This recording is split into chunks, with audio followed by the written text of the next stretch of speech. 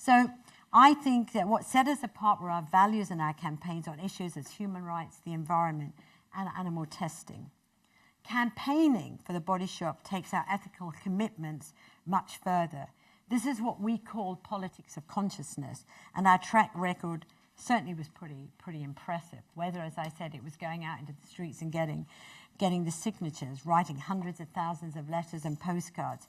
And we protested against injustice, persecution, and slaughter. And people would say, what in the hell has that got to do with business? When you start to set up your social enterprises and you want to work with the community or find a product or a service that benefits the community or benefits the planet and the world, people never lose your sense of outrage, never lose your sense of the purpose of what you are doing, because otherwise you'll just be like the same as every 10 penny, like I would have been the same as every dime a dozen cosmetic company if I'd have done anti-aging creams, for example. So we challenged the law. One of the most extraordinary things when I look back on the Body Shop, and this is where I think what any one of you with social enterprises can do, we made the place a safe place for activism. We thought being an activist was like the rate you paid for being on the planet. We had people who were other activists in our company. We had people who we brought in from Greenpeace, from Amnesty. We had a division called Values and Vision where campaigning was major. This is what made us feel alive. When you had a look at it, it wasn't about the production of products. Thank God we had some good ones to give us our wages and open up shops. Thank God for that, and we never, ever underestimated that power. But we were never into the business of just making product, which, made us a little quirky, I think, and made us very, very difficult with many of the financial institutions.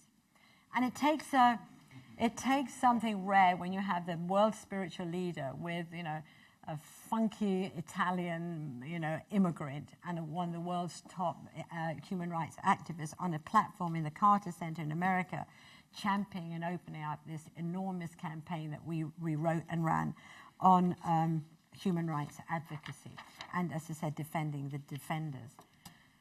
I believe this. I believe this with such passion. I believe any social enterprise now is about changing the way we think about things.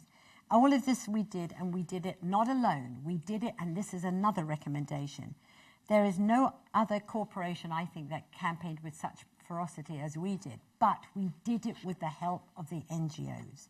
Any one of you that have social enterprises that are either environmentally led or social justice led, work alongside of the great thought leaders. And the thought leaders and the moral thought leaders of this planet are the NGOs.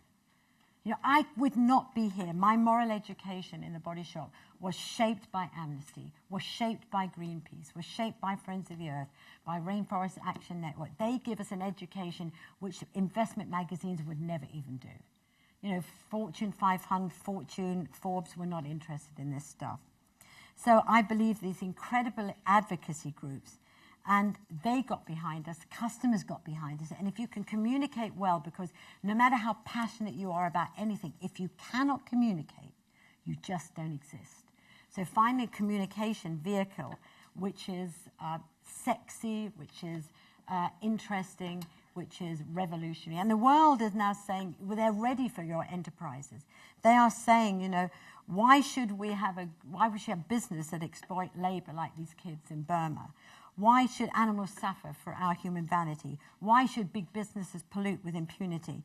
And as long as these questions are being asked, I'll be campaigning for change, and you'll be campaigning in the products and the service that you're going to offer. It sounds glib that the key is always to look for the ethical way of doing things, but if you do so, it's also a route, and the only route, I believe, to sustainable innovation. And if the values of the company drive the employees, then protecting them is a bit like preventative medicine. In my company, as I said, we had an entire department of some 30, 40 people who were there to protect and promote the ethics of the Body Shop. It wasn't marketing. It was how do you change the structure from within. And it was always sort of difficulty. It's always been in the minds of many executives who are trained to focus on what they call the big issues, financial issues, not abstract issues. And they see the businesses which are ethical as being a soft But I can tell you, every business, no matter how this rise in corporate social responsibility is happening, if it affects the bottom line, if it affects profits, they do not do it. So be very wary of this huge growth of corporate social responsibility being now taken as huge management by management consultants. To really be honourable, you have to deal with the issue of child labour, sweatshop labour, and environmental pollution. So my other number thing is network like mad. Networking is the business buzzword of the decade and has been since the network is end. We don't network well in this country.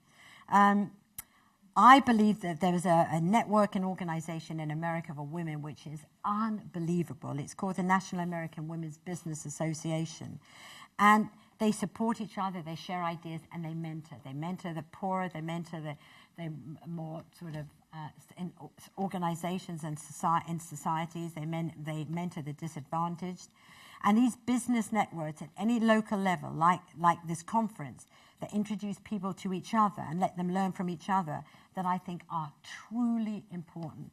And I know that there was an article in today's Financial Times about why I wasn't so charmed with MBAs.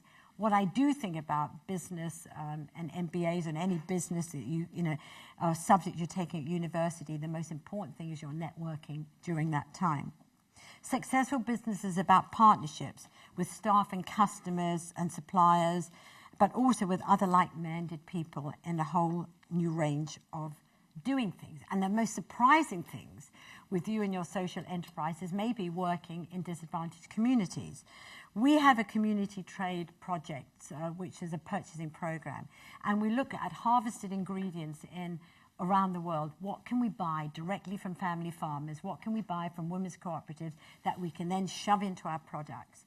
And it is unbelievable how this is, because many businesses and politics don't put poor people as active participants, as leaders in this issue of poverty. They know the answers, and if we can collectively support these groups as we have been doing. And one of the best things that I've happened in the last 2 days, and I've just come back from spending 2 days with L'Oreal, is they are now embracing a community trade program. Some four projects, from sugar, cocoa butter, I think aloe, and I can't think of another fourth one. If a big organization like that, this huge organization, can start working with fragile, weak communities, then I can say you can. For me, I think being a Trojan horse and being able to influence a big organization like that is time for celebration.